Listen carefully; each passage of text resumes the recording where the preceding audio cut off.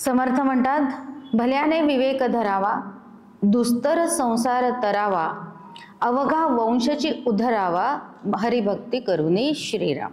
आता इथे खरं म्हणजे समर्थांना म्हणता आलं असतं ना, कसं म्हणता आलं असं किंवा कशी ओवी लिहिता आली असती, सगळ्यांनी विवेक धरावा, बरोबर आहे, असं म्हणता आलं असतं समर्थांना. पण समर्थांनी तसं म्हटलं का? नाही म्हटलं. कारण काय? सगळ्यांना विवेक करता येणं शक्य नाही आहे. कारण की आधीच्या पायऱ्या जोपर्यंत, काल आपण पाहिल्या, आधीच्या पायऱ्या जोपर्यंत पूर्ण होत नाही तोपर्यंत विवेकापर्यंत पोहोचण्याची काही शक्यताच निर्माण होत नाही. म्हणून इथे भल्याने हा शब्द महत्वाचा आहे. परत म्हणून प्रत्येक ओवी ज्या वेळेला आपण वाचतो त्यावेळेला डॉक्टर काकांचं हे वाक्य नेहमी आहे की एक ओवी परिपूर्णतेने समजल्याशिवाय दुसरी ओवी वाचायची पण नाही. या सांगण्यामधला मतितार्थ आपल्याला इथे लक्षात आला पाहिजे. ती ओवी वाचल्यानंतर ती जर मला खूप छान वाटत असेल तर ती मला का छान वाटते, त्याच्यातले ते शब्द तसेच का आहेत, ते शब्द समर्थांनी का वापरले, इथे दुसरा शब्द वापरता आला नसता का, किंवा हा शब्द गाळता आला असता का, इतक्या पद्धतींनी जेव्हा आपण त्याचा विचार करू त्यावेळेला आपली साधना परिपूर्ण होत जाते. इथे समर्थांनी पहिला शब्द वापरला भल्याने. मग आता मी भली झाली का, आला परत प्रश्न. आणि मग प्रत्येक गोष्ट स्वतःशी आणून लावायची आहे हे आपण पहिलेपासून बघतोच आहोत. म्हणून आता मी भली झाली का, मग भली झाली असेल तर कोणत्या कोणत्या दृष्टिकोनातनं भली झाली. कारण आपल्याला विमळ लक्षण बघायचं आहे ना. आज 12व्या दशकामध्ये जायचं आहे. पहिलाच समाज विमळ लक्षण आहे. मग त्या विमळ लक्षणाकडे जात असताना आपल्याला या गोष्टींचा विचार करण्याची गरज आहे. म्हणून आपण परत या ओवीकडे आलो. म्हणून भल्याने. मग दुसरं चरण सांगत असताना परत आपल्याला असा विचार करता येतो की नुसतं संसार तरावा असं म्हटलं असतं तरी चाललं असतं. पण इथे त्याला विशेषण लावलं. त्या संसाराला काय विशेषण लावलं? दुस्तर. आता दुस्तर या शब्दाचा अर्थ काय येतो? मग इथे काय करावा? ज्याला जो वाटतो तो सांगा, तो चुकत नाही. मी चुकेन का असं अजिबात मनात ठेवू नका. दुस्तर म्हणजे कठीण. बरोबर. आणखीन बरोबर आहे, कठीण आहेच, नक्की आहे ना. पण तरी तो सोडायची तयारी आहे का? कठीण आहे म्हणतो पण सोडायची तयारी, हे कसं काय समीकरण घालून घ्यायचं? असंच आहे का परत? बर. म्हणून तो कठीण आहे. का कठीण आहे? त्याचं उत्तरच त्या शब्दामध्ये आहे. तो कठीण का वाटतो?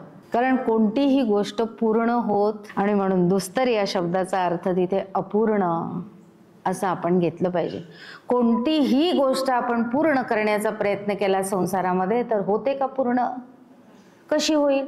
साधी काल कीर्तनाची तयारी, हार बुक्का आरतीचं ताट तयार ठेवा. हार बुक्का तयार होता, आरतीचं ताट, आरतीची वेळ आल्यावर धावाधाव. याच्यात मला दूषण नाही द्यायचंय, मला दृष्टांत समर्थ आम्हाला इथले इथेच देतात. काही दुसरीकडे कुठे जावं लागत नाही. आणि हे असं त्यांच्याच बाबतीत झालं असं नाही, आपल्या बाबतीतही होतच. सगळी पूजे, सत्यनारायण करायचंय, सगळी पूजेची तयारी करतो आणि लक्षात ठेवतो काय की गंध सगळ्यात शेवटी उगाळू.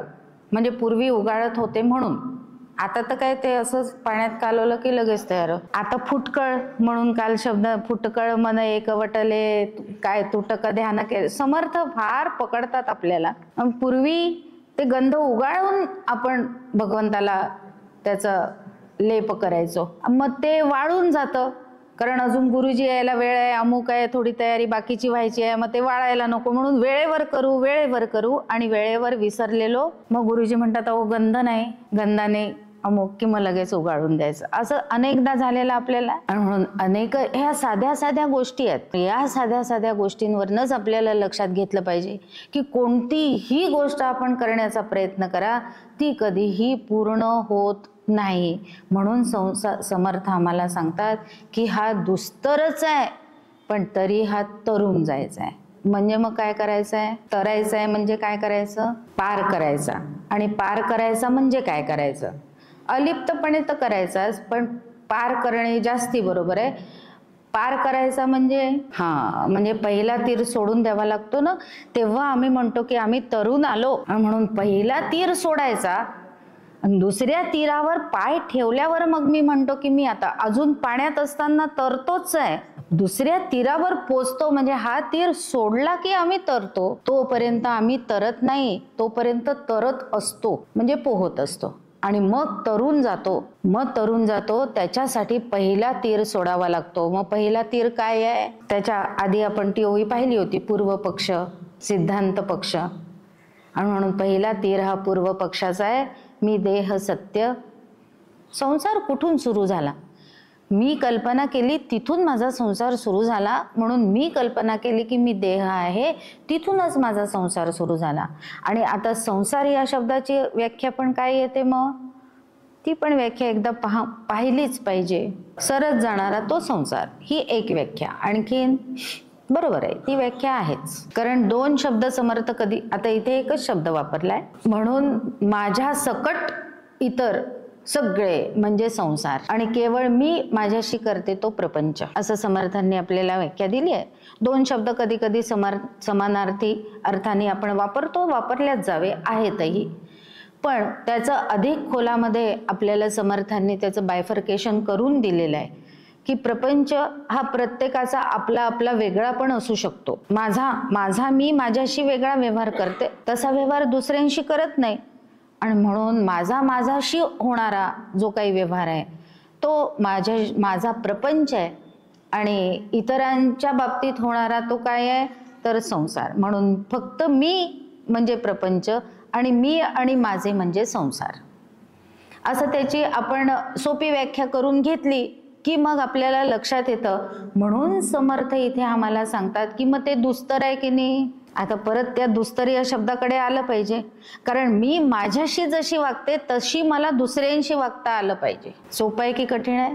घरामध्ये पेरू आणले, नवीन पहिल्यांदा आई यायला लागले बाजारामध्ये की पेरू घरात आणतात, कोणीतरी आई आणतात, वडील आणतात.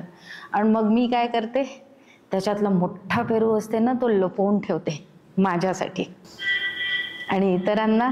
म्हणून आमची आई, मग तसंच दही, आणखीन सगळ्यात सोपं उदाहरण तर दह्याचं एकच पातेलं विरजलं जातं आपल्या घरात. आणि मग सगळे जेवायला बसले की कोणीतरी भराभर त्याचं जेवण फास्ट असतं म्हणून तो पहिल्यांदा दही घेतो. त्यावेळेला सगळे त्याच्याकडे पाहत असतात, आता हा सगळं वरवरचं दही घेईल का? आणि म्हणून हे असं व्हायलाच नको म्हणून आमची आई काय करायची, सगळ्यांसाठी वेगळी वेगळी वाटीच विरजायची, भांडणच नको. मी आणि माझं आला तिथे विषय. म्हणून माझा व्यवहार माझ्याशी जसा होतो तसाच मला इतरांशी करता येतो का? मग असे जर पेरू घरात आणले तर मग मी माझ्यासाठी जर लहान निवडत असेल तर मी आता इतरांचा विचार करायला लागली असा त्याचा अर्थ होतो. नाहीतर अजून मी माझ्यापाशीच घुटमळलेली आहे, रेंगाळलेली आहे, थांबलेली आहे. आणि म्हणून हा संसार दुस्तर आहे असं समर्थ आपल्याला सांगतात. कारण माझ्याशीच जसा माझा व्यवहार होतो तसा मला दुसऱ्यांशी 100% करता आला पाहिजे, जसे संत करतात तसे. म्हणून हरिभक्ती करायची आहे. शेवटचं चरण कशासाठी आहे की हरिभक्ती करून हे आम्हाला सगळं साध्य होणार आहे. ते साध्य झालं की अवघा वंशची उद्धरून जाणार आहे. म्हणून ते चरण इकडे आणायचं, हरिभक्ती करूनी. आणि मग काय होतं तर अवघा वंशची उद्धरावा. चरण इकडचं इकडे करायला पण समर्थ आपल्याला परवानगी देतात, पण म्हणजे असं बाहेर लिहिण्यासाठी नाही, आपल्यासाठी फक्त. म्हणून हा दुस्तर संसार तरून जाण्यासाठी भक्ती केली पाहिजे. मग ती कशी केली पाहिजे आपल्याला 4थ्या दशकामध्ये समर्थांनी सांगितलंय. त्या बाबतीतला विचार काल आपण परिपूर्ण करून बघितला की 2 भक्ती अत्यंत आवश्यक आहेत, श्रवण आणि आत्मनिवेदन. पण फक्त श्रवण करून मी आत्मनिवेदनापर्यंत पोहोचत असेल परीक्षितीसारखी तर मला मधली कोणती भक्ती निवडण्याची गरज नाही. पण तेवढ्याने माझं भागत नसेल तर मधल्या ज्या 7 भक्ती आहेत त्यापैकी कोणती तरी एक त्या भक्तीचा आधार घ्यावा. अर्थात सगळ्याच भक्तींचा घेतला म्हणून बिघडणार नाही, पण एक प्रमुख परत कोणती तरी असावी. कारण त्याही भक्ती परत हातात हात घालून चालणाऱ्याच आहेत. जसं सगळे मार्ग हातात हात घालून चालणारे, कर्म, उपासना, कर्म, भक्ती, ज्ञान आणि योग, हे जसं हातात हात घालून चालणारे आहेत तशाच या भक्ती सुद्धा हातात हात घालून चालणारेच आहे. कीर्तन करायचंच आहे, वंदन करायचंच आहे, अर्पण करायचंच आहे. आत्मनिवेदन. पण एक प्रमुख कोणती तरी, ती प्रमुख भक्ती या कलियुगामध्ये नामस्मरण अशी सांगितलेली आहे. म्हणून सगळे संत समर्थ काय किंवा मग गोंदवलेकर महाराज काय, पुढे आलेले सगळे संत आत्ताच्या काळातले गोंदवलेकर महाराज, प्रल्हाद महाराज, हे सगळे काय सांगतात की नामावर भर द्या, नामावर भर द्या, नामावर भर द्या. आणि मग काल आपण त्याचं उदाहरण बघितलं.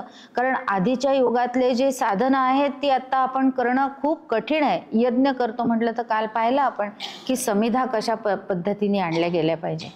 मग मी एकदा गुरुजींना विचारलं, म्हटलं हे असं सगळं जर व्यवस्थित नाही झालं तर मग काय होतं?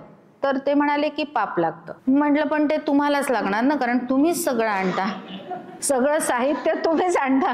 तर म्हणे नाही, सगळं नाही लागत, पण 80% आम्हाला लागतं आणि 20% यजमानाला लागतं. मग आता आधीच तर काही पाप कमी आहेत, त्यात आणखीन 20% पाप ते असं करून वाढवत जायची आणि आणखीन पापांमध्ये भर घालत जायची. त्याच्यापेक्षा नामस्मरण करत जावं, ते शुद्ध करत जावं, इतका सोपा उपाय आपल्याला या योगाचा दिलेला आहे. आणि म्हणून त्या त्या वेळेला ते फायदेशीर ठरतं.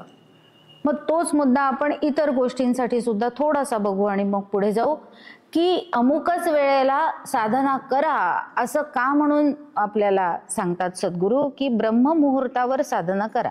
ब्रह्ममुहूर्त हा सकाळी 3:30 ते 5:30 एवढ्या कालावधीचा असतो. मग आता अगदी 3:30 ते 5:30 आपल्याला नाही जमत, पण साधारण 4, 4:15 उठून आपण आपली साधना करावी अशी अपेक्षा असते. आता ही वेळ का प्रामुख्याने सांगितली जाते?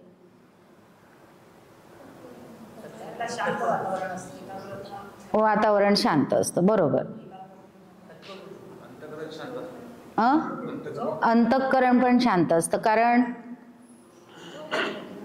अंतःकरण शांत आहे, बरोबर आहे.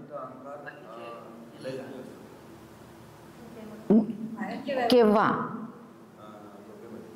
म्हणजे सुषुप्तीमध्ये. आणि मग आम्ही उठलेलो असतो, म्हणून आमचं तो आणि मनबुद्धी चित्त अहंकार लय झालेले असतात, म्हणजे ब्रह्मस्वरूपाचा अनुभव आलेला, कळलेला नसला तरी आलेला असतो. म्हणून त्याचा प्रभाव काही काळपर्यंत टिकतो आणि म्हणून त्या काळामध्ये करावा, हा पण मुद्दा. आणखी सत्वगुण त्यावेळेला जास्ती असतो. कोणाचा?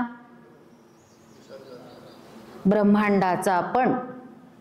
म्हणून ब्रह्मांडाचा पण सत्वगुण तिथे त्यावेळेला जास्ती असल्यामुळे आपला सत्वगुण आणि ब्रह्मांडाचा सत्वगुण अशी दोघांचा फायदा आपल्याला होतो. म्हणून त्यावेळेला साधना केलेली जास्ती. मग कोणतीही साधना, म्हणजे केवळ आध्यात्मिकच असं नाही. म्हणून आपण पूर्वी लवकर उठून अभ्यास करत होतो.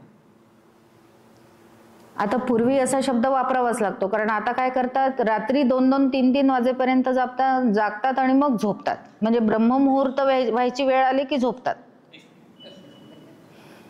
त्याच्यामध्ये MACBला फायदा आहे पण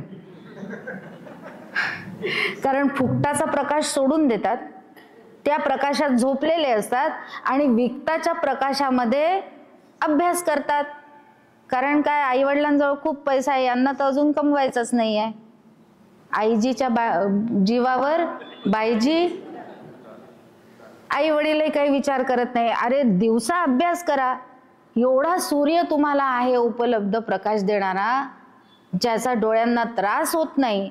या विजेच्या प्रकाशामध्ये अनेक गोष्टींचा त्रास पण असतो, शिवाय बिल भरावं लागतं ते वेगळं. म्हणजे भारत गरीब आहे का सांगा बरं? हो की नाही? नाही, मग कशाला लाडकी बहीण पाहिजे? जाऊया पुढे. काय सरकारला बघा, हे काय येतं, कारण समर्थ पण आपल्याला हे सांगतात, केवळ समर्थांनी अध्यात्म नाही शिकवलेलं, कारण येणारच आहे पुढे प्रपंच करावा नेटका. त्याच्यासाठी ही प्रस्तावना आहे. बरे, एकीकडे मागे सगळेच ओरडतात, हे नको होतं, नको होतं. मग नको होतं तर घेता कशाला? तुम्ही नाही घेतलं तर दाखवा हिंमत नाही म्हणायची. ते नाही मिळतच आहे तर घेऊनच घेऊ, मिळतच आहे तर घेऊ नाही चालत, म्हणून ते तसं चालत नाही. अशा पद्धतीने आपण इथे, आणि म्हणून अवघा वंशची उद्धरावा. आता इथे अवघा वंशची उद्धरावा नुसतं वंशची उद्धरावा असं पण म्हणता आलं असतं ना. मग इथे समर्थांना परत म्हणता आलं असतं वंशची उद्धरावा, पण इथे समर्थांनी म्हटलं अवघा वंशची उद्धरावा. मग आता इथे अवघा म्हणजे काय, संपूर्ण म्हणजे काय. आता इथे प्रल्हादाची कथा आठवली पाहिजे थोडीशी आपल्याला, कारण हरिभक्ती करून पुढे आहेच की नाही चरण. आणि म्हणून हरिभक्ती करून कोण कोण उद्धरून गेले आणि त्यांच्यामुळे कोण कोण उद्धरून गेले. आता प्रल्हादाला ज्या वेळेला भगवंतांनी सांगितलं की वर माग, तो मागायला तयारच नव्हता, कारण त्याला काही नकोच होतं. पण भगवंत म्हणतो असं करून चालत नाही मला, कारण मी देव आहे, मी अवतार घेऊन आलो, प्रकट झालो, म्हणजे भक्ताला काहीतरी दिल्याशिवाय परत जाता येत नाही, हा आमचा नियम आहे. भगवंत सुद्धा नियम पाळतो, एकदा मी प्रगट झालो तर मला काहीतरी द्यावंच लागतं, त्याच्याशिवाय मी परत जाऊच शकत नाही. मग माग काहीतरी. प्रल्हादाने काय मागितलं, स्वतःसाठी मागितलं का काही. पहिलं तर काय मागितलं, किती वेळा भागवत ऐकलं, म्हणून ऐकलं हा शब्द विचारावा लागतो. श्रवण झालं तर मग ते माहितीच असतं, आणि ऐकलेलं स्थळ त्याग होता, मग एकाग्र होत चला. प्रल्हादाने पहिल्यांदा तर मागितलं की माझ्या बाबांना माफ कर. काय मागणी आहे हो, ज्या वडिलांनी इतका दुष्टपणा केला, पण त्या वडिलांना माफ कर हे कोणी मागावं, हा आपल्यासाठी असलेला परिपाठ आहे. वडिलांनी एवढंसं काही म्हटलं तर मुलांना चालत नाही, घर सोडून निघून जातात, नाही तर आत्महत्या करतात, नाही तर आणखीन काही करतात. त्यांना म्हणून प्रल्हादाच्या ध्रुवाच्या कथा लहानपणापासून का सांगाव्यात, आणि आम्ही ऐकल्या आहे म्हणून आम्ही तरुण आलो इथपर्यंत. मग हे पुढच्या पिढीपर्यंत पोहोचवण्याची जबाबदारी कोणाची आहे. अवघा वंशाची उद्धरावा. मग तिथे भगवंतांनी सांगितलं अरे त्यांना काही तू नाही, तुझ्या 42 पिढ्या उद्धरून गेल्या, बरोबर आहे, म्हणजे अवघा वंशच उद्धारला. पण इथे समर्थांना त्याच्यामध्ये अतिशयोक्ती आहे, आणि म्हणून षडलिंगांपैकी एक लिंग समर्थांनी परत इथे वापरलंय, कोणतं, अर्थवाद. अशा पद्धतीने ग्रंथाचा अभ्यासाकडे लक्ष द्यायचं असतं की या लिंगांचा उपयोग कुठे कुठे केला समर्थांनी. केवळ ते दिले म्हणून असं आहे का, नाही. मग मी भक्ती करेन म्हणून सगळेजण खरंच उद्धरून जाणार आहेत का, नाही. शास्त्राला ते माहिती आहे की असं नाही होत, एकाने एक मुक्त झाला म्हणून बाकीचे सगळे मुक्त झाले, पण ते सांगावं लागतं, म्हणजे मग ते केल्या जातं. म्हणून तिथे अर्थवाद आहे हे लक्षात घ्यायचं आहे आपल्याला. त्या लिंगांचं सुद्धा शोधत राहायचे, अर्थात म्हणजे हे सगळं आपण डिटेल पाहतोय म्हणून, कारण आपलं शिबिर आहे, अभ्यास शिबिर, हे काही फक्त प्रवचन असा काही मुद्दा नाही आहे इथे. आणि म्हणून या गोष्टींकडे पण आपलं लक्ष असलं पाहिजे. जरी षडलिंगांपैकी पहिल्या दिवशी आपण पाहिलं होतं की 2च लिंगांवर जास्ती भर द्या, त्याच्यावर जास्ती भर ग्रंथामध्ये पण असतो, अभ्यास आणि फल प्रयोजन. पण इथे अर्थवाद दिला म्हणजे मग ती काय आपल्याला एक उत्साह निर्माण करण्याची जी काय युक्ती आहे समर्थांची, ती आपल्याला इथे दिसून येते. अशा पद्धतीने हा दशक इथे समर्थ पूर्ण करतात आणि मग 12व्या दशकात जातो. पण 11व्या दशकात आपल्याला म्हणून हरिभक्ती करूनी, हरिभक्ती करूनी ती कोणी कोणी केली, ती 9 जणांची नावं आपल्याला माहिती आहे. मग 11व्या दशकामध्ये ज्याचा उल्लेख काल आपण केला ते हनुमंतराय. हे दास्य भक्तीचे काय आहेत तर आचार्य आहेत. त्याच्यामुळे दास्य भक्ती करायची असेल मला तर मला हनुमंतांसारखी केली पाहिजे असं आपलं आपण निश्चितपणे ठरवू शकतो.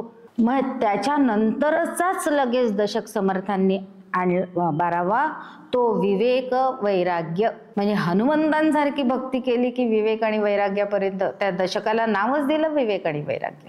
हे परत कसं जोडून घेतलं हे आपल्याला लक्षात येतं. विवेक वैराग्य नाही तर 19व्या दशकाला पण नाव देता आलं असतं ना, कारण नंतर तर झाले साधनाचे फळ म्हणायचंच आहे.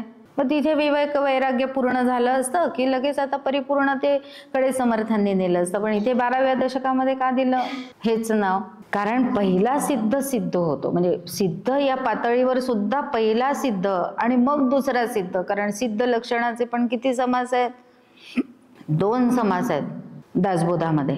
एकेकाच नावाचे किती समास आहे दासबोधात याचा पण अभ्यास करत चला. मग ते इतकी नाव एकच नाव इतक्या समासांना का दिलं याचा पण अभ्यास करत चला.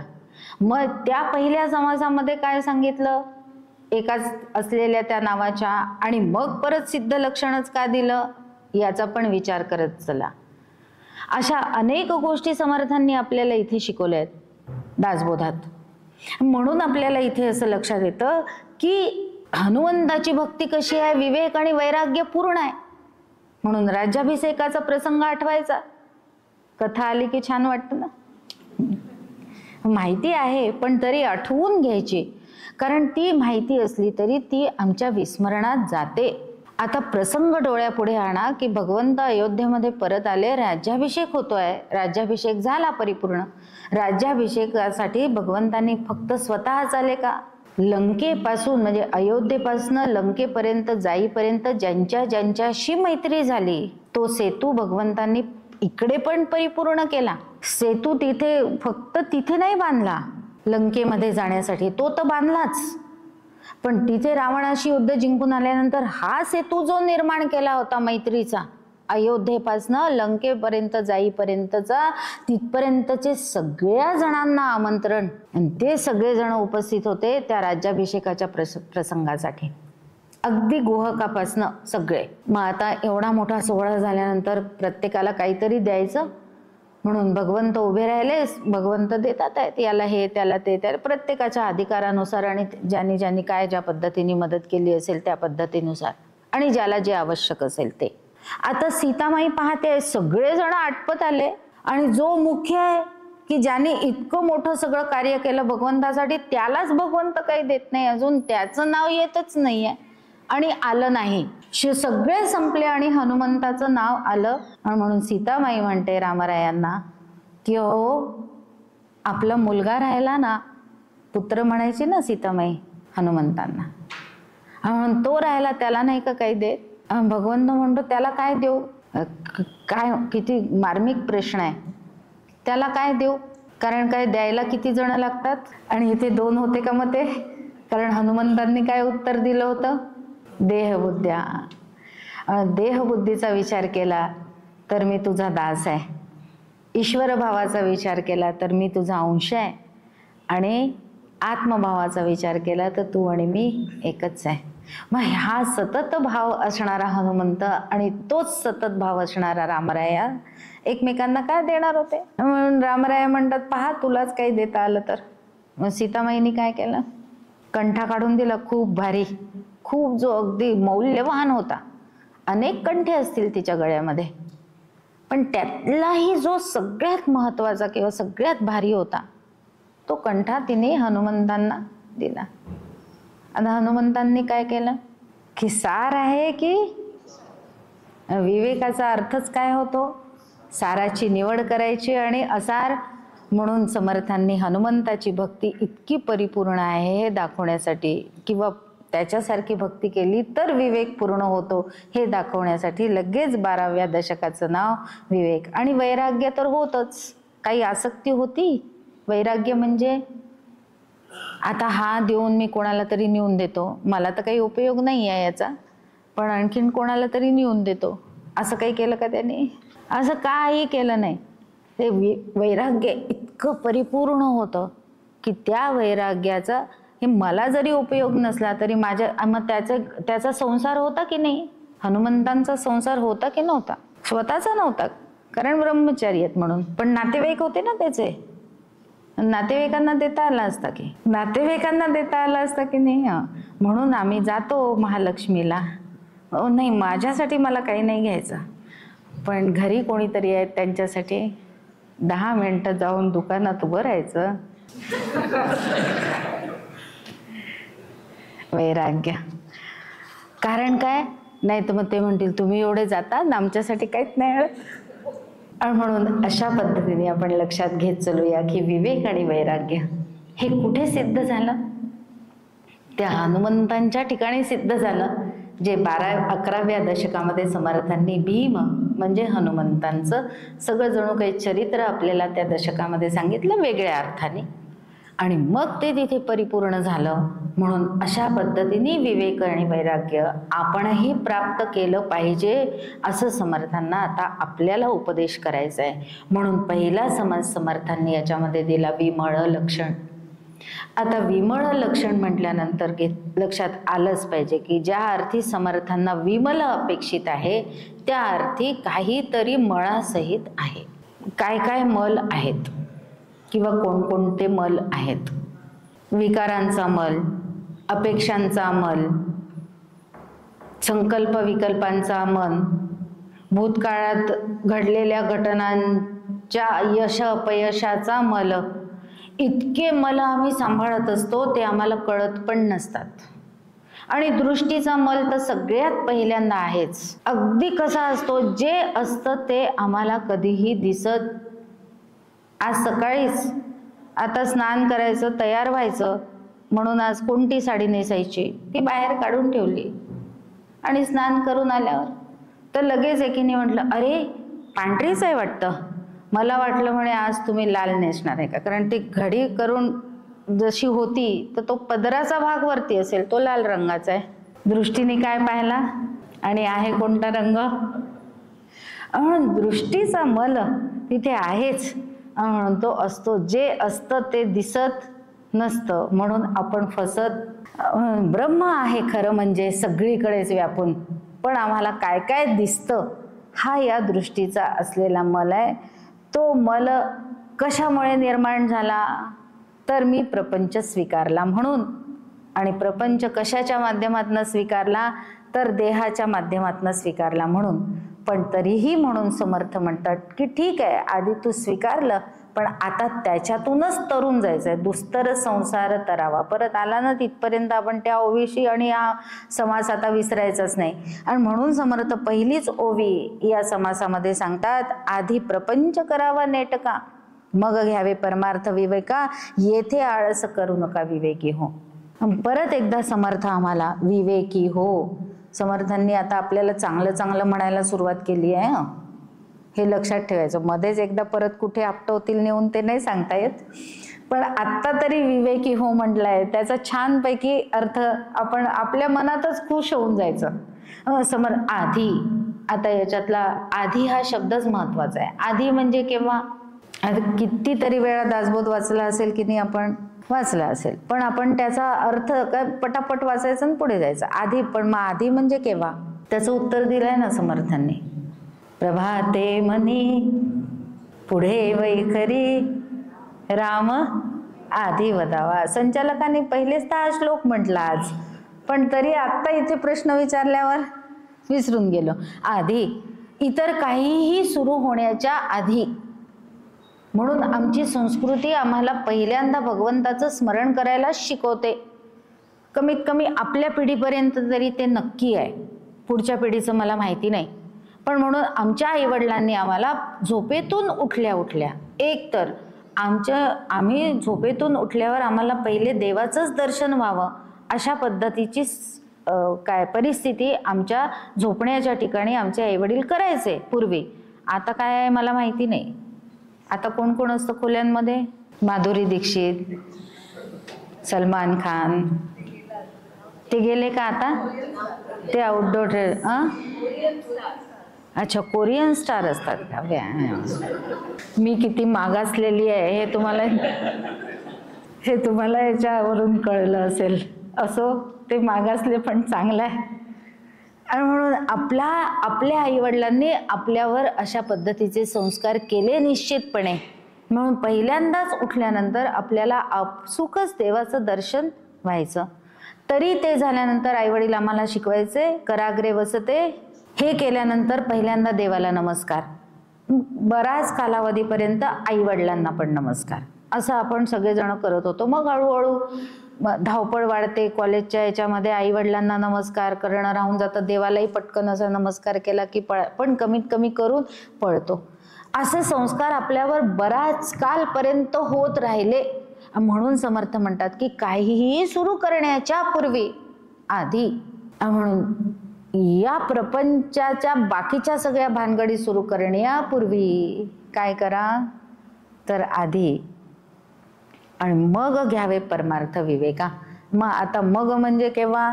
अर्ध आयुष्य संपून गेल्यावर का? नाही. म्हणून व्यवसाय कामधंदा आमचा जो काही असेल त्याचं नियोजन करून त्याच्यामध्ये वेळ काढून परमार्थ करतच जाऊ शकतो आपण, असं समर्थांना आपल्याला सांगायचं आहे. नाहीतर आमची पळवाट असते की एवढं आमचं ऑफिसचं काम असतं, एवढं आमचं कठीण काम असतं, एवढं आम्हाला घरातलं काम करायचं असतं, याच्यामध्ये आम्हाला केव्हा वेळ मिळणार भगवंताचं नामस्मरण करायला? त्याच्यासाठी शास्त्राने आम्हाला सूट दिली आहे.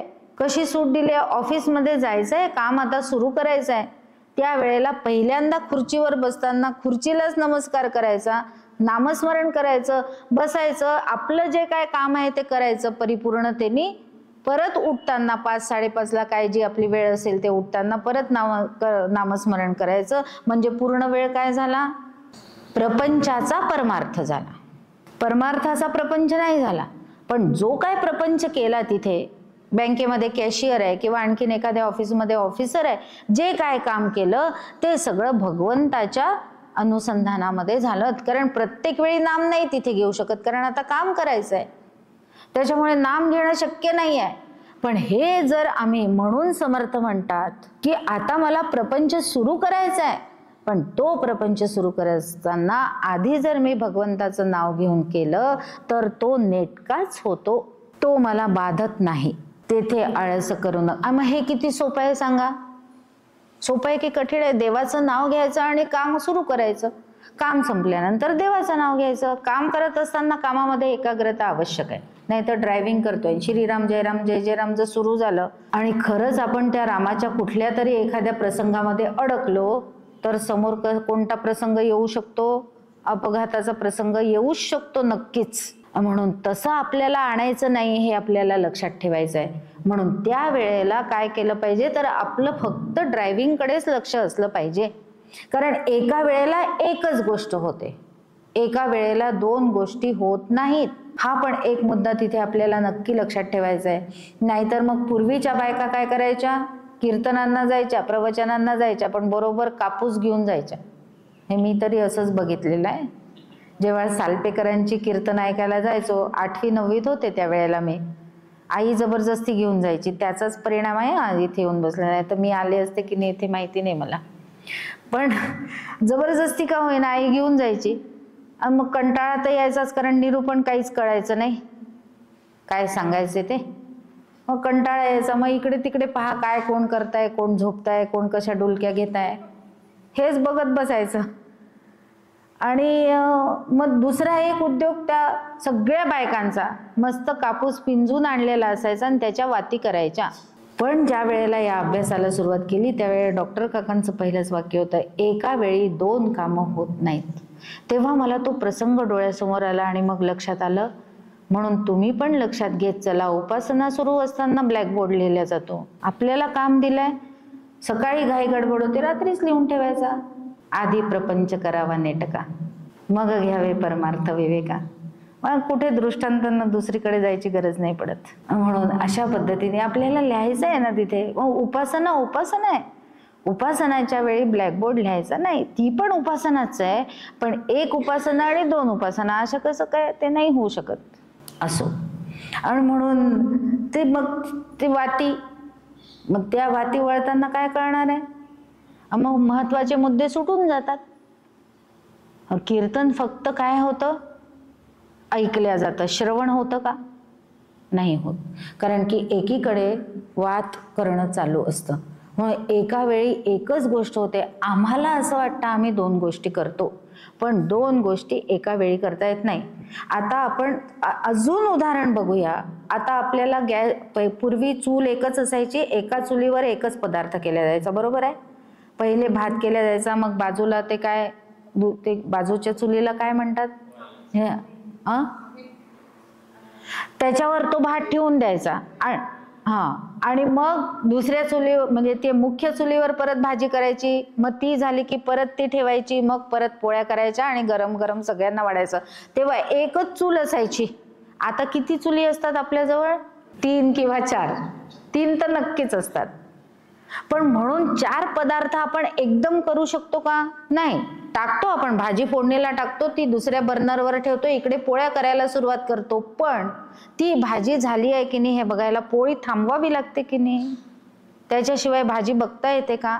याचाच अर्थ एका वेळी 2 गोष्टी होत आणि तसं करण्याचा प्रयत्न केला तर नक्की कमी जास्ती मीठ आणि मग त्याच्यानंतर काय होतं ते होतं.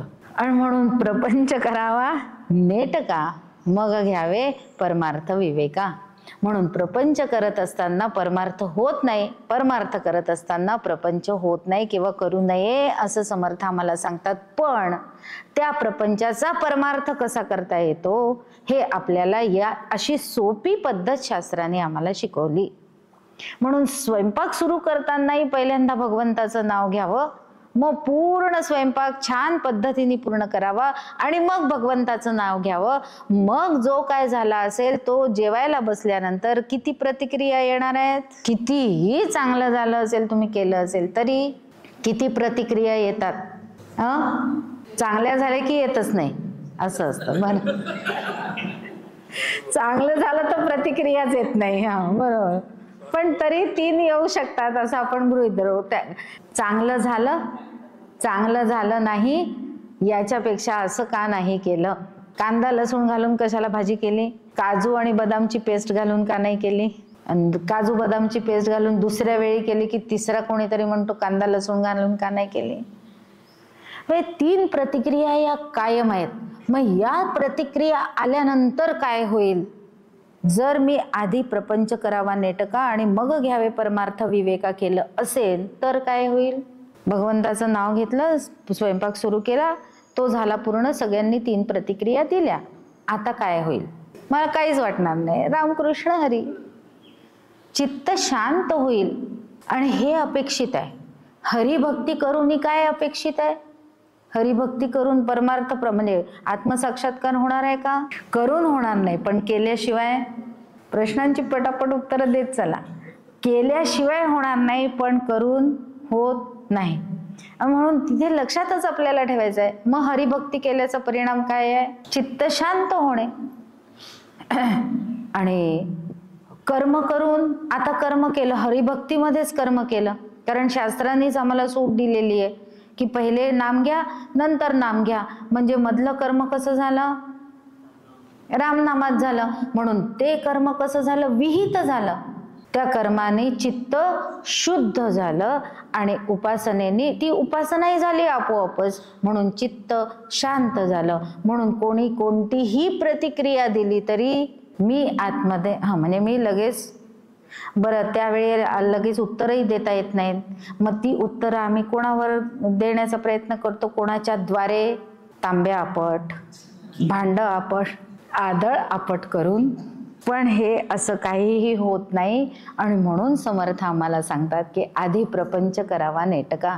आता हा खूप वरवरचा अर्थ झाला. आता इथे प्रपंच म्हणजे परत एकदा काय त्याच्याकडे वळलो पाहिजे. प्रपंच म्हणजे 5 खेळ, सगळ्यांना माहिती आहे. आता ते 5 काय आहेत?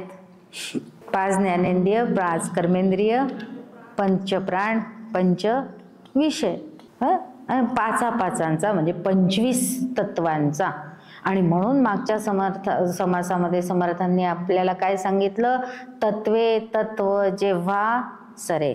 मागचा समास विसरायचा का? नाही. मागचा दशक विसरायचा का? नाही, कारण तो याला लागूनच आहे.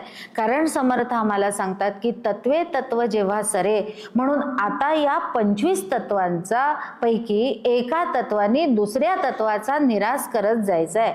असा निराश करत गेल्यानंतर पण त्यांची ती जी काय भूक आहे ती परिपूर्ण करायची, ती अपूर्ण नाही ठेवायची. आता मला पाणी तहान लागली खूप, पण मी ब्रह्मच आहे, ब्रह्माला पाणी लागत नाही म्हणून आता मी पाणी पितच नाही, असं काही करायचं आहे का? नाही, असं बीसं काही करायचं नाही. त्यावेळेला छानपैकी पाणी पिऊन शांत व्हायचं, प्रपंच करावा नेटका. म्हणून या 5 जी भूक आहे ती त्या वेळेला त्या पद्धतीने पूर्ण करायची. पण त्याचं वासनेमध्ये रूपांतर होऊ नाही द्यायचं, हे काम करायचंय. मग घ्यावे परमार्थ विवेकाच्या मध्ये तो जो हे आहे ती जोडून जे घ्यायचंय ते लक्षात ठेवायचं आहे आपल्याला. म्हणून त्याचं वासनेमध्ये रूपांतर न होऊ देणे ही माझी जबाबदारी आहे. पण प्रपंचाला जे पाहिजे ते आवश्यकच आहे. नाही तर सोमवार शंकराचा, मंगळवार देवीचा, बुधवार विठ्ठलाचा, गुरुवार दत्ताचा, शुक्रवार परत देवी. मग देवीला दोनदा का बरं? परत देवी. शनिवार मंगळवार गणपतीचा आहे, मंगळवार हनुमंताचा पण आहे. देवीचा एकच आहे खरं शुक्रवार, मंगळवार हनुमंताचा आहे. पण आपण कोणता करतो? शुक्रवार बालाजीचा पण आहे. बरोबर आहे, ठीक आहे. पण म्हणजे कोणाकोणाचे तरी आहे. मग कोणताच वार नाही का? एकही वार असा नाही का की तो नाहीच आहे कोणाचा? असूच शकत नाही, कारण तो आहेच ना प्रत्येक ठिकाणी. रविवार कोणाचा आहे? रविवार सूर्यनारायणाचा का किंवा खंडोबाचा आहे ना? खंडोबाचा पण आहे. म्हणजे सगळेच वार आहेत हो. मग आता काय आजपासून जेवण बंद सांगूया खाली? परमार्थ करायचा आहे तर खालचं जेवण बंद. आणि म्हणून अशा पद्धतीने नाही चालत. पण म्हणून समर्थ म्हणतात आधी प्रपंच करावा नेटका. म्हणून याला जे जे पाहिजे, जेवढं आवश्यक आहे तेवढं, आणि त्याची हेळसांड करण्याचं काही कारण नाही, पण त्याला जास्ती पुरवण्याचं काही कारण नाही. आता भूक लागली नाही तरी. म्हणून याच्यासाठी दत्तात्रेयांनी 24 गुरु केले. त्याच्यामध्ये लहान मूल हे एक गुरु आहे दत्तात्रेयांचं. आणि गुरु आहे हा, कारण सद्गुरू किती असतात? कन्फ्युजन परत आपल्या मनातनं काढून टाकायचं आहे. सद्गुरू एकच असतात, पण गुरु हजारो असू शकतात. काही हरकत नाही असायला. प्रत्येकाकडनं आपण शिकावं चांगलं. म्हणून लहान मूल काय? दत्तात्रेयांचं गुरु हाच विषय सुरू आहे ना. त्याच्यात अनुषंगाने उत्तर सहजच आहे. काय त्याला नको असेल तर तुम्ही किती कोंबण्याचा प्रयत्न करा. आणि आया काय करतात, आता कपभर एकदा याला दूध पाजलंच पाहिजे म्हणजे हा 2 तास यायलाच नको, पण ते अर्ध्या कपानंतर प्यायला तयार असतं का? नाही. आणि पाजलं तर ते उलटीच करतं की नाही. म्हणून लहान मुलांकडनं आपल्याला हे शिकायचं आहे की जेवढं पाहिजे तेवढंच. कोणीतरी आग्रह करताय म्हणून मग त्या आग्रहाची बेट लावायची म्हणून किती किती गुलाबजाम खाल्ले जायचे. प्रपंच करावा नेटका. आणि तेवढे खाल्ले गेले की मग नंतर काय करायचं? परत औषध खायचं, म्हणजे काहीतरी खायचंच. अशा पद्धतीने केलं तर तो विवेक होत नाही. म्हणून आधी प्रपंच, या पाचांची जी भूक आहे. पण मग आता ती भूक कुठे करायची, वळवायची? आता हातापायांची जी भूक आहे, आता प्रपंचच आपण पाहतोय. 5 कर्मेंद्रिय, 5 ज्ञानेंद्रिय, मग यांच्याद्वारे जो प्रपंच होतो तोच प्रपंच परमार्थामध्ये परिवर्तित करायचा. मी हातांनी स्वयंपाक करते, तो मी भगवंतासाठी करते. म्हणून माझ्या घरातले जे सगळेजण कोणी आहे ते भगवंतच आहे. असं जर आपण गृहीत धरून तो केला तर तो कसा होईल? चांगलाच होईल. आणि तरी तो त्यांना आवडलाच पाहिजे का? नाही. कारण त्यांची तशी भावना आहे का? नाही. कारण ते त्यांच्या प्रपंचानुसार वागणार आहेत. म्हणून माझा आणि त्यांचा प्रपंच एक नाही होत. ते त्यांच्या पद्धतीने आपल्याला काय करायच्या त्या प्रतिक्रिया देतील. पण तिथे माझा प्रपंच जर चांगला झालेला असेल तर त्या प्रतिक्रियांचा माझ्यावर काही परिणाम होणार नाही. म्हणून समर्थ सांगतात की प्रपंच करावा नेटका, मग घ्यावे परमार्थ विवेका. असं परमार्थ तेथे आळस करू नका विवेकी हो. लगेच सूचना पुढच्या याच्यात करतात की प्रपंच सांडून परमार्थ करायला ते तुम्ही कष्टीवान. सोपं आहे ते, न समजण्यासारखं या ओवीमध्ये काही नाही. प्रपंच परमार्थ चालवाल तरी तुम्ही विवेकी. म्हणून व्यावहारिक सत्तेमध्ये सुद्धा हा विवेक कसा सांभाळता. आता इथे आम्हाला समर्थांना या 2 सत्ता पण सायमल्टेनियसली सांगायच्या आहेत हे लक्षात ठेवायचं आहे की व्यावहारिक सत्ता आणि पारमार्थिक सत्ता या 2 प्रमुख. तिसरी प्रातिभासिक आहे ती सध्या आता आपण सोडून देऊया, तिचा आता विचार करण्याची आपल्याला गरज नाही. पण 2 या सत्ता सायमल्टेनियसली सुरू असतात. म्हणून या 2 सत्ता अशा जर पद्धतीने हातात हात घालून चालल्या तर आम्हाला समर्थांनी विवेकी असं म्हटलेलं आहे. पुढे आणखीन सांगतात, पण आणखीन महत्वाची ओवी याच्यातली की परमार्थ सांडून प्रपंच करीसी तरी तू येम यातना भोगीसी अंती परम कष्टी होसी येम यातना भोगिता. म्हणून ही महत्वाची ओवी लक्षात ठेवायची आहे. दोन्ही करायला परवानगी समर्थांनी दिली आहे, पण फक्त प्रपंचच करत बसलो आणि परमार्थ केला नाही तर काय पुनरपि जननम पुनरपि मरणम या रगाड्यामध्ये आपण अडकणार आहोत. आणि तसं अडकलो तर तरी तू येम यातना भोगीसी. मग आता ते मेल्यानंतरच्या तरी येम यातना आहेतच, पण आत्ताही काय होतं, कारण त्याच्यात जर विवेक केला नाही प्रपंच करताना तर येम यातना आहे, कारण यशच येत नाही. मग यश येतच नाही, अर्थात यश न येण्याचे आणखीन काही कारण असतात, ते सोडून देऊया आपण. पण एखाद्याची बुद्धी तल्लख असते. आमच्या वाड्यात होता एक जण, अत्यंत छान होता, बुद्धी तल्लख होती, म्हणजे अभ्यासात नव्हती पण इलेक्ट्रिकचं काम करण्यामध्ये. कालच आपण हा मुद्दा पाहिला होता की नाही, की प्रत्येकाला भगवंत काहीतरी एक विशेष गुण देत असतो, तो त्यांनी आपला स्वतःचा ओळखायचा असतो. मग शिक्षण नाही झालं तरी चालतं. सचिन तेंडुलकरचा विशेष गुण काय आहे? क्रिकेट. 12वी नापास आहे आणि तरी भारतरत्न आहे की नाही, कारण प्रपंच करावा नेटका. त्याच्या आईला कळलं, हे त्याला कळलं नाही आधी, त्याच्या आईला कळलं की हा क्रिकेट अत्यंत उत्कृष्ट खेळू शकतो, म्हणून तिने त्याला ते केलं. पण पुढे शाळेत जायला लागल्यानंतर त्यांनी पण असं म्हटलं नाही की नाही मला माझा पहिला नंबर आला पाहिजे म्हणून मी अभ्यासच जास्ती करेन. त्यांनी पण काय केलं, खेळतच राहिला. 12वी नापास झाल्याचं काही वैषम्य आहे का त्याला? नाही, कारण 12वी नापास असून भारतरत्न मिळालं, कारण की विशेष गुण जोपासला, तो वाढवला, प्रपंच नेटका केला. आणि हेच जर त्यांनी केलं नसतं, दुसरं काहीतरी करण्याचा प्रयत्न केला असता तर अपयशच आलं असतं. आमच्या सांगत होती मी त्या मुलाचा किस्सा की यथातथा बुद्धी होती शिक्षणामध्ये, पण इलेक्ट्रिकचं न शिकता सुद्धा तो काम इतकं पटापट करायचा. पण आळस, समर्थांनी सांगितलंय ना तेथे आळस करू नका. अरे ये रे करून दे.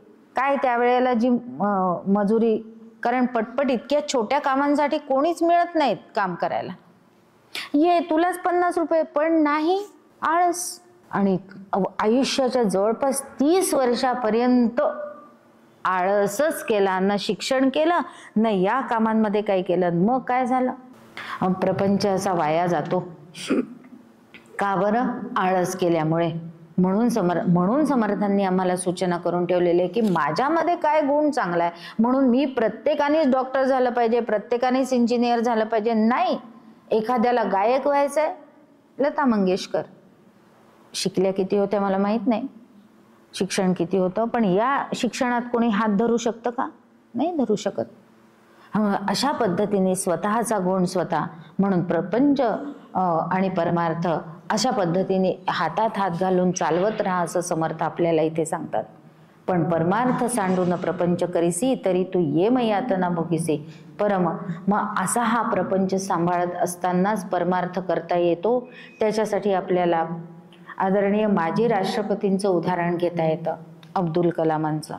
केवढा मोठा प्रपंच आहे खरं म्हणजे, पण ते करत असतानाच परमार्थ इतक्या योग्य पद्धतीने त्यांनी केला असेल याची आपल्याला अनेक वेळा कल्पना येऊ शकते. त्याचं एकच उदाहरण सांगते जे माहिती आहे, कारण प्रत्यक्ष त्या प्रसंगाचे साक्षीदार आहोत म्हणून. त्यांना आता राष्ट्रपती पदावरून ते निवृत्त झाले होते. अमरावतीला एका कार्यक्रमासाठी त्यांना यायचं होतं. नागपूरहून ते नागपूरपर्यंत फ्लाईट काय हेलिकॉप्टरने आले असतील माहीत नाही, पण तिथून अमरावतीला ते कारने येणार होते. आता तिथून कारने काय येणार होते ते माहीत नाही, खरं माजी राष्ट्रपती आहे ना, हेलिकॉप्टरनीच यायला पाहिजे. पण जे काय रामकृष्णारी, त्याचा विचार आपण करण्याची गरज नाही. भगवंताचं नियोजन कसं असतं बघा, इथे भगवंताचं नियोजनही आपल्याला लक्षात येतं की राष्ट्रपती असून कारने का. याचं कारण असं की नागपूरहून अमरावतीला येताना मध्ये मोजरी लागतं आणि तिथे तुकडोजी महाराजांचं संस्थान आहे. आता तिथपर्यंत आल्यानंतर त्यांना भजनाचा आवाज ऐकू आला. काहीतरी रात्री 8, 7:30, 8ची वेळ असेल, त्यांची आरती भजन काहीतरी तो कार्यक्रम असेल. त्यांना ते ऐकू आल्याबरोबर त्यांनी गाडी थांबवायला सांगितली. सिक्युरिटी म्हणतो की नाही, आपल्याला इथे थांबायची परवानगी नाही, आपल्याला आता अमरावतीत. ते म्हणाले नाही, मी काही हिट लिस्टवर. किती आत्मविश्वास असला पाहिजे स्वतःबद्दलही, मी हिट लिस्टवर नाही कोणाच्याही, त्यामुळे इथे थांबायचंच. मग सिक्युरिटीवाला म्हणाला की ठीक आहे 10 मिनिट थांबूया. ते ठीक आहे, 10 मिनिट त्यांनी ऐकलं न ऐकलं, 3 तास माणूस तिथे थांबला, 3. आणि रात्री 3:30 वाजता 2 वाजता अमरावतीला परत आले, कारण तेव्हा आणखीन काही विशेष कार्यक्रम तिथे सुरू असेल. 2 वाजेपर्यंत कार्यक्रम चालला. त्याच्यानंतर ते अमरावतीत आले, रेस्ट हाऊसला गेले. दुसऱ्या दिवशी सकाळी 7 वाजता कॉलेजमध्ये मुलांसाठी कार्यक्रम होता. तर त्यांनी त्यांचा पीएनी सांगितलं बरं हे सगळं, की परत आल्यानंतर त्यांनी 2 ते 3:30 त्यांचं भाषण पूर्ण बदललं. आधी जे काय तयार करून आणलं होतं मुलांना संबोधन करण्यासाठी ते पूर्ण बदललं. 2 ते 3:30 पर्यंत परत सगळं तयार केलं. 3:30 वाजता झोपले आणि मग काय 5:30 ला 7 वाजताच्या आधी हजर कार्यक्रमासाठी. वय वर्ष त्यावेळेला 82. ते जेव्हा गेले त्याच्या थोड्याच महिन्या आधी ते अमरावतीला आले होते. म्हणून प्रपंच आणि परमार्थ असा इतका आता केवढा मोठा प्रपंच होता खरं म्हणजे. त्यांचा शास्त्रज्ञ होते ना, ते करत असताना सुद्धा त्यांना हे करता येतं. पण परमार्थ केला नसता तर काय झालं असतं, येम यातना. म्हणून अपयश येत राहतं आयुष्यामध्ये. म्हणून आयुष्यातही यमयातना भोगतो. मग त्या अपेक्षा सगळं जे काय संकल्प असतात ते पूर्ण झालेले नसतात. म्हणून मेल्यानंतर परत ते अपूर्ण राहिले. म्हणून त्या वासना पूर्ण करण्यासाठी परत आपल्याला काय जन्म घेऊन यावा लागतो, म्हणजे यमयातनेला सामोरं जावं लागतं असं समर्थ म्हणतात. परत एकदा आपल्याला त्याचबद्दलची सूचना करत असताना पुढच्या ओवीमध्ये सांगतात, प्रपंची जो सावधान तोच परमार्थ करील जाणं, प्रपंची जो अप्रमाण तो परमार्थी खोटा.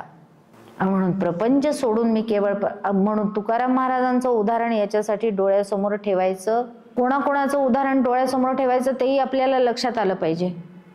कारण नाही तर विवेक आणि वैराग्यपूर्ण संसार असलेला तुकाराम महाराजांनी कधीही संसाराची फिकीर केली नाही, प्रपंचाची फिकीर केली नाही. उपाशी तापाशी त्या भंडारा डोंगरावर दिवसेंदिवस उपासना करत बसायचे, त्यांना त्याची फिकीरच नसायची. पण अशा उदाहरणांकडे आपण बघायचं. असं आपण करू शकणार आहे का? नक्की नाही करू शकणार. आणि म्हणून ते आपण तशा त्यांच्याच सारखं करण्याचा प्रयत्न नाही करायचा आहे. पण त्यांनी जे ध्येय गाठलं त्याच्यासाठी मी काय करू शकतो त्याचा विचार मला करायचा आहे. म्हणून विवेक करायचा आहे असं समर्थ.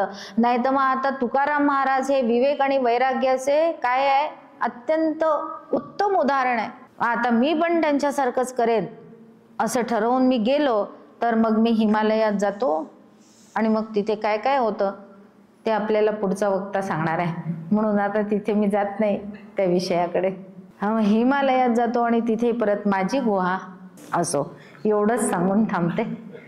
मग पुढचा विषय तो समर्थ म्हणतात की बाबा रे तू तर माणूस आहेस ना, म्हणून परनाळी पाहून उचले जीवसृष्टी विवेके चाले आणि पुरुष होऊन भ्रमले असे काय म्हणावे. समर्थ आम्हाला तिथे सांगून चुकतात की जीवसृष्टी सुद्धा कशी चालते तेवढ्या पुरता विवेक ते करूच शकतात हे पण लक्षात घ्या. म्हणून बुद्धी नावाचा जो घटक, म्हणून परत अंतःकरण एक, समर्थ आम्हाला परत आठवण करून देतात त्या समासाची. सगळ्यांचं अंतःकरण एक आहे म्हणून त्यांना पण बुद्धी आहे, पण त्यांची बुद्धी कशापर्यंत म्हणजे विवेक करण्याची क्षमता सुद्धा कुठपर्यंत मर्यादित आहे, फक्त प्रपंचापुरती.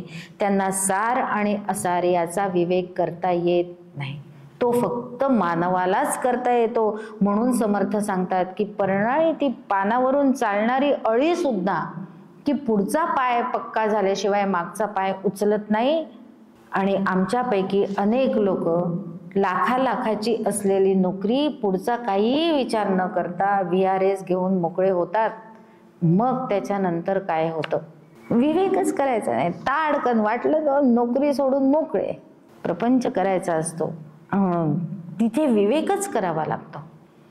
त्या परनाळीला मात्र फक्त पण या प्रपंचापुरताच विवेक करता येतो की माझा जीव जायला नको एवढाच विचार ती करते. पण सार आणि असार काय आहे याचा विवेक करायचा असेल तर त्याच्यासाठी फक्त मनुष्य जन्मच लागतो. पण आता माझं काही अडणार नसेल आणि माझी नोकरी परमार्थाच्या आड येत असेल, मला शाळा सुट्टी देत नसेल तर मी VRS घ्यायला हरकत.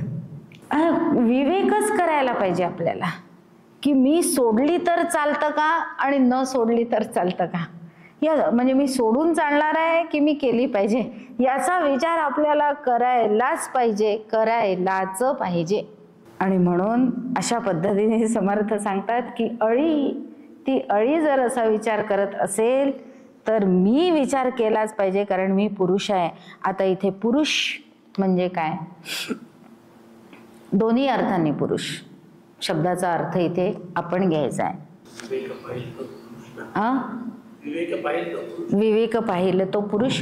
आता इथे पुरुष हा अर्थ त्या अळीसाठी पण आहे, कारण पुरहा शेते इति पुरुष हा. आणि म्हणून तिचं शरीरही कसं आहे, अधिष्ठानाने युक्तच आहे, म्हणून ती पण कोण आहे, पुरुष आहे.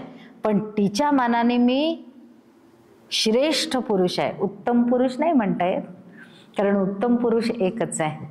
म्हणून ती त्या अळीच्या मानाने माझ्याही शरीरामध्ये पुरुष आहे, कारण अधिष्ठान रूपाने असलेला तो. म्हणून पुरहा शेते इथे ते पुरात, या पुरात राहणारा, म्हणून प्रत्येकाच्या पुरात राहणारा तो एकच आहे. पण त्यांनी ही विविधता निर्माण करत असताना आपल्याला विवेक जास्ती दिला म्हणजे परमार्थाच्या बाबतीतला, प्रपंचाच्या बाबतीतला सगळ्यांना आपल्या आपल्या पुरता मर्यादित दिला असं आपल्याला इथे नक्की दिसून येतं. पण परमार्थातल्या बाबतीतला पुरुष आपला विवेक फक्त कोणाला दिला, तो फक्त मानवाला दिलेला आहे. म्हणून परत एकदा नरदेह स्तवनची आठवण समर्थ आपल्याला करून देतात. परनाळी पाहुनी उचले, की नरदेह स्तवन विसरू नको. नरदेह स्तवन मी का केलं, कारण या देहामध्येच फक्त परमार्थ प्राप्त करून घेण्याची व्यवस्था आहे. म्हणून दीर्घ सूचने. आता हा सगळा त्या समासाचा उल्लेख करण्याचं कारणच समर्थांनी पुढच्या ओवीमध्ये दिलं. म्हणून दीर्घ सूचनेचे लोक आम्हाला म्हटलंय, दीर्घ सूचनेचे लोक त्यांचा पाहावा विवेक, लोकांकरिता लोक शहाणे होती. म्हणून ही दीर्घ सूचना जर आम्ही लक्षात ठेवली तर परत जन्म मरणाच्या फेऱ्यात अडकावं लागणार नाही. तसा विवेक झाला नाही तर मला अळी, मुंगी, किडा काही पण व्हावं लागेल. परत मनुष्य जन्म येईल याची शाश्वती अजिबात नाही. कोणतंही शास्त्र देत नाही, सद्गुरू पण देत नाही. अर्थात एका ठिकाणी भगवद्गीता आम्हाला सांगते की एका ठिकाणी आहे तुमचा अभ्यास इथपर्यंत पोहोचला, तिथून तुम्ही पुढच्या जन्मात पुढे जाता. पण तरीही भरताचं काय झालं, हरणाचा जन्म घ्यावा लागला, मग तो जन्म पूर्ण करावा लागला, मग त्याच्यानंतर परत मनुष्य जन्म आला. म्हणून मनुष्य जन्म परत लगेचच आहे. आता तो भरतच होता म्हणून एकच जन्म आला त्याला मध्ये हरणाचा, पण म्हणून मला किती येतील याची काही आहे का माझ्याजवळ मोजदार नाही. म्हणून याची देही याची डोळा, असं समर्थ आपल्याला. म्हणून दीर्घ सूचनेचे लोक, समर्थ आपल्याला दीर्घ सूचना ही जी आहे म्हणजे पुढे येणारी किंवा काय म्हणूया त्याचं महत्व जाणून घेण्याची क्षमता ज्यांच्यामध्ये आहे त्यांना. म्हणून ही कायमस्वरूपी अवघा वंशची उद्धरावा असं ज्यांना करून घ्यायचं असेल त्यांनी ही सूचना लक्षात ठेवायची आणि लोकांकरता लोक शहाणे होत जाते. अशा पद्धतीने या समासामध्ये समर्थांनी आपल्याला, मग हे फक्त कारण शेवटचं चरण काय सांगतं, लोकांकरता लोक शहाणे होत जाते. हवे एकाकडून दुसऱ्यांनी शिकायचं नाही. म्हणून चांगल्या गोष्टी या सतत प्रामुख्याने समोर आल्या तर त्या ग्रहण करण्याचा प्रयत्न करायचा. पण नेमकं उलट होतं, वाईट गोष्टी शिकल्या पटकन जातात आणि चांगल्या गोष्टी शिकायला प्रयत्न करावे लागतात, त्याच्याशिवाय होत नाही.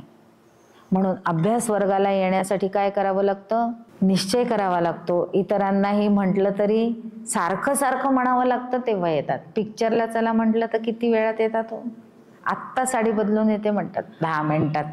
शॉपिंगला चला, पिक्चरला चला, आणखीन कुठे पाणीपुरी खायला चला. ती पाणीपुरी कुठे असते, पाणीपुरी वाला कुठे असतो, रस्त्यावर. रस्त्यात कुठे उभा असतो, रस्त्यावर, नालीवर. रामकृष्ण हरे, नको आपल्याला त्याचं वर्णन. पण तिथे जायचं का म्हटलं की कसे धावत निघतं. मग तसं शिबिराला यायला धावत का नाही निघत, असा विचार आपल्याला इथे करायला. दीर्घ सूचनेचे कौतुक आणि म्हणून दीर्घ सूचनेचे लोक त्यांचा पाहावा विवेक. अशा या दीर्घ सूचनेचे लोक आपल्या समोर आहेत प्रत्यक्ष, आता काकांच्या रूपाने, मंदाताईंच्या रूपाने. अशांकडे आपण बघत जावं की यांनी आयुष्यात काय केलं. त्यांचा प्रपंच नव्हता का? होता. त्यांच्या प्रपंचामध्ये त्यांनी काय काय केलं. आम्ही काकांसमोरच जाऊन सांगतो, काका वेळच नाही मिळत अभ्यास करायला. आणि काका म्हणतात मी 2-2 वाजेपर्यंत पण पेशंट करत होतो, किंवा कितीही वाजता करत होतो. कारण या मुरगुड सारख्या शहरात फक्त काकाच होते डॉक्टर. एक आधी तर गव्हर्नमेंट हॉस्पिटलला होते. तिथे डिलिव्हरी काय ती सांगून होते का कधी? वेळ ठरलेलीच नसते. मग केव्हाही रात्री अपरात्री. मग अशा याच्यातही अभ्यास होऊ शकतो. माझ्या ठरलेल्या 10 ते 5च्या नोकरीत का नाही अभ्यास होऊ शकत? असा विचार मला नक्की केला पाहिजे. आणि म्हणून अशा या सगळ्या पळवाटा आमच्या, म्हणून काका लगेचच वाक्य म्हणायचेच पूर्वी, वाक्य बदलूनच टाका तुम्ही. अभ्यास होत नाही, अभ्यास करत. आणि इतके स्पष्ट सांगणारे सद्गुरू जिथे असतात ना, तिथे उद्धाराची व्यवस्था असते. नाहीतर हो रे खरंच आहे, कसा होईल तुझा अभ्यास वगैरे असं बिसं काही कधी कोणाच्या पाठीवरून त्यांनी हात फिरवून म्हटलेलं मला तरी माहिती नाही. कोणाला माहिती असेल तर त्यांनी सांगावं. पण असं कधीही त्यांनी इतकं परखड असलं पाहिजे. कारण तिथे शिष्याची तळमळ, शिष्याने काय प्राप्त करावे याची तळमळ आहे. म्हणून इतके परखड, इतकं सिद्ध आणि इतकं काय निस्वार्थी वगैरे सगळं व्यक्तिमत्व आपल्याला काकांचं माहिती आहे. त्यांच्या या तळमळीला माझ्या प्रयत्नांची जोड पाहिजे. विषय परत तिथे जाऊन पडतो की त्यांची तळमळ खूप आहे, पण माझा प्रयत्न किती आहे. मग मी रिटायर्ड व्हायचं की नाही, मग रिटायर्ड झाल्यावर काय करायचं, मग परमार्थ करायचा की संस्कार भारतीच करत बसायचा. म्हणून इथे समर्थ आम्हाला सांगतात, दीर्घ सूचनेचे लोक त्यांचा पाहावा विवेक, आणि त्यांचा विवेक पाहून तो आमच्या आयुष्यामध्ये उतरवण्याचा आम्ही जास्तीत जास्त प्रयत्न. त्या सगळ्या संस्थांना माझं काही ऑब्जेक्शन नाही आहे बरं, कारण त्या इतर समाजाच्या दृष्टिकोनातनं समाज वृद्धिंगत कला वगैरे सगळं, पण तिथे आमचा पण रजोगुण वाढतो. सगळ्यात महत्त्वाचा विषय तिथे लक्षात ठेवायचा आहे की माझा सत्वगुण वाढला पाहिजे की माझा रजोगुण वाढला पाहिजे. आणि म्हणून ते सुप्तच असतं, आहेच. कारण मुळामध्ये प्रकृतीने 80% जनतेला रजोगुणी केलेला आहे. आपल्याला कथा सगळ्यांना माहिती आहे. कारण पहिल्यांदा जेव्हा सृष्टी निर्माण झाली तेव्हा कशी निर्माण झाली ती माहिती आहे आपल्याला.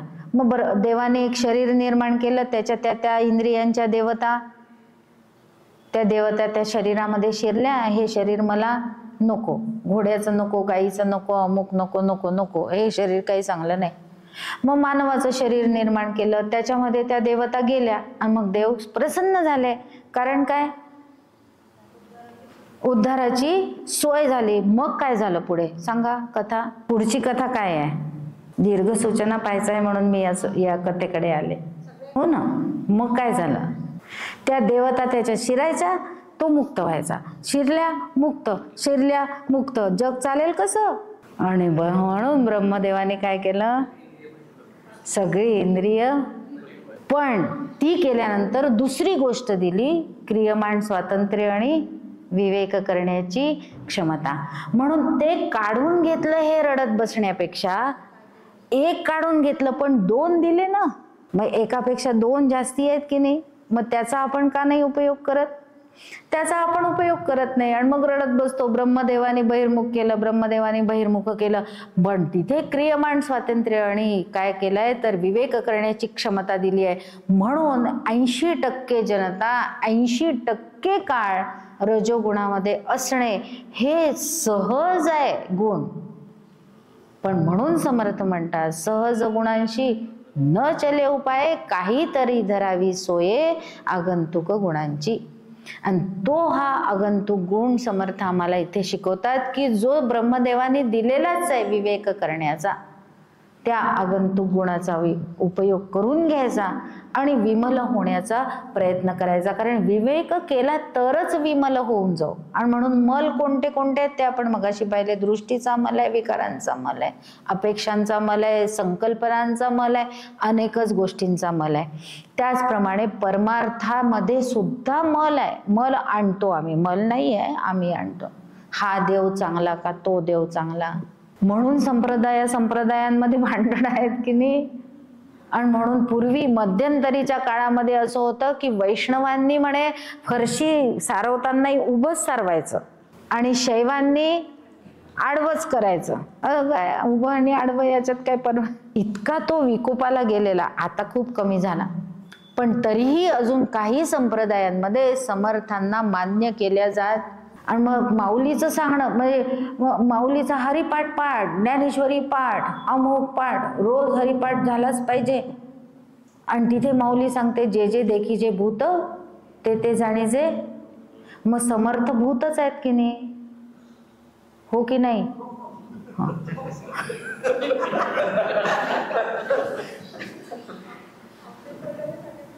असं तुम्ही भूत म्हटल्याबरोबर एकदम ते भूत नाहीच म्हणत. समर्थ पण भूत, जो जो निर्माण झाला म्हणून माऊलींनी भूत हा शब्द वापरला. मग एकीकडे ज्ञानेश्वर महाराज सांगतात ते फक्त म्हणत राहायचं जे जे देखी जे भूत, आणि समर्थांना बाजूलाच करून टाकायचं खड्यासारखं. कसं काय माऊली प्रसन्न होईल.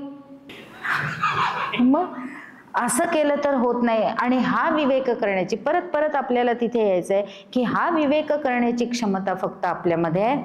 मग तो केला तर आम्ही मलरहित होणार आहोत. आणि मलरहित झालं तर ते विमलच आहे, कारण त्याच्यामध्ये कोणताच मळ नाही. या विमल होण्याच्या पाठीमागचं प्रयोजन काय आहे की विमलामध्ये आपल्याला एकरूप व्हायचं आहे. असलेलोच परत मुद्दा तिथे आहेच की आपण नाही आहोत का, आपणही मुळात विमलच आहोत, पण आम्हीच आम्हाला मलासहित करून घेतलं. म्हणून आता आमचीच जबाबदारी आहे. पांघरून घेऊन जर मी स्वतःच झोपले असेल आणि झोपल्याचं पुढे आणखी नाही काय की खरंच मला झोप लागली असेल तर दुसरा जागा करेल, पण मी जर पांघरून डोक्यावरून घेऊन झोपेचं नाटक करत असेल तर मला कोण उठवू शकतं, कोणीच उठवू शकत नाही. म्हणून समर्थ आम्हाला इथे सांगतात की आपल्याला उठवण्याचा प्रयत्न इतर जण करत असले तरी ते उठवून घ्यायचं की नाही हे माझं मीच ठरवू शकते, दुसरा कोणीही माझ्यावर जबरदस्ती करू शकत नाही. म्हणून अशा पद्धतीने आपल्याला संपूर्ण विवेक करायचा आहे. आणि कोणकोणते मल माझ्यामध्ये आहेत मल ते आता शोधायचे आणि ते बाजूला करण्याचा प्रयत्न करायचा, म्हणजे विमल होऊन जाऊ आणि भगवंताशी एकरूप होण्याची व्यवस्था आपोआपच समर्थांनी आपल्याला करून दिलेली आहे. अशा पद्धतीने परत एकदा विचारांना आज काही आत्ता गृहपाठ आला नाही बहुतेक ना, पुढच्या प्रवचनात येईल असं आपण म्हणूया. आणि या समासाचा समारोप करून आता आपापले विचारांना गती देऊन प्रपंच नीट करून त्याचबरोबर परमार्थ करण्याचा सुद्धा निश्चय करू आणि इथे थांबू. जय जय रघुवीर समर्थ.